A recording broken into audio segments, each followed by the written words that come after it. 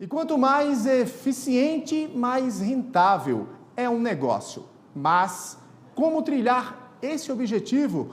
Na coluna Guia Empreendedor de hoje, vamos receber dicas de como otimizar esse processo. Aqui comigo, o Marcos Tielli, sócio da consultoria Adigo. Tiago, seja muito bem-vindo ao Jornal do Empreendedor, segunda edição, ao vivo aqui com a gente. Um bom dia para você.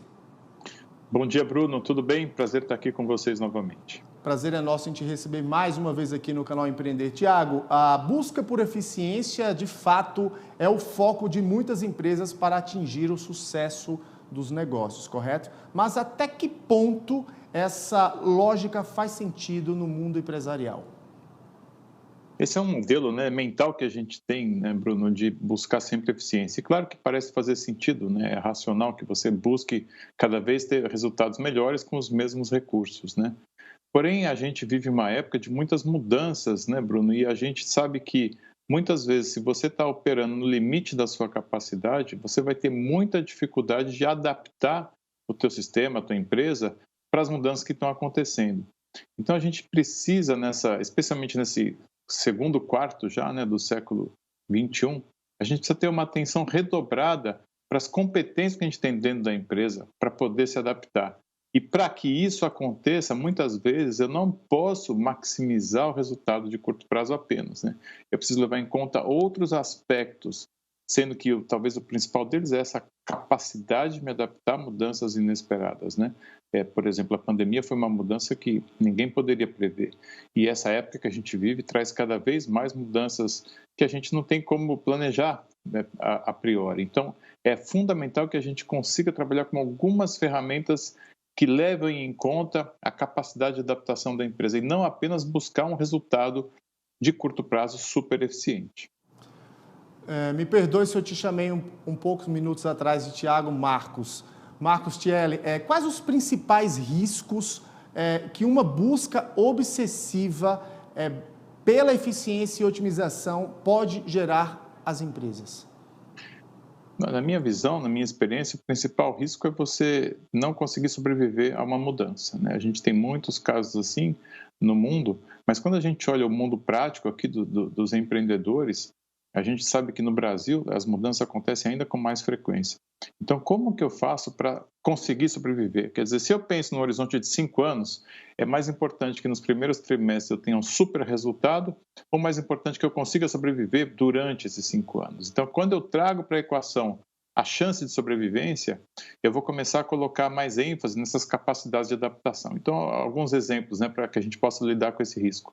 Quando eu trabalho com planejamento, que eu posso trazer alguns cenários diferentes, potenciais mudanças que podem acontecer.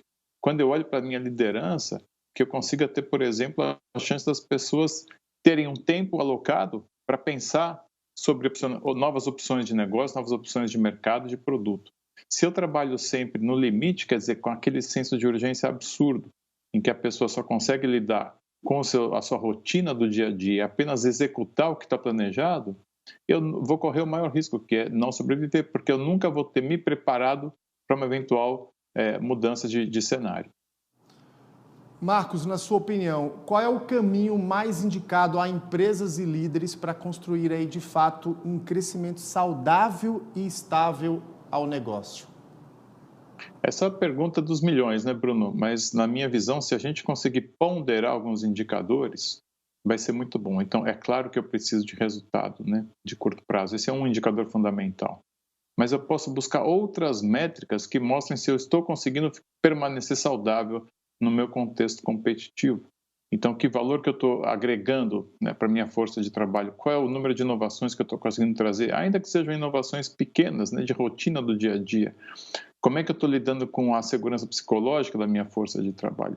Como é que a gente enxerga o ambiente? Esses são aspectos que mostram se a gente tem, de fato, uma organização que tem uma cultura um pouco mais saudável ou é uma cultura que está fazendo uso excessivo das pessoas e está, de fato, colocando todo mundo no osso. Então, pode ser que eu consiga demonstrar um resultado ainda bom, mas só que isso não vai conseguir ser perenizado conforme o tempo passa e as mudanças acontecem. Então, eu preciso ter na minha estratégia vários indicadores aos quais eu tenho que permanecer atento. e não apenas um indicador de lucro líquido de curto prazo, por exemplo. Então, eu preciso ponderar esses vários indicadores e dimensões de valor da organização para poder desenhar os meus caminhos de desenvolvimento das competências necessárias.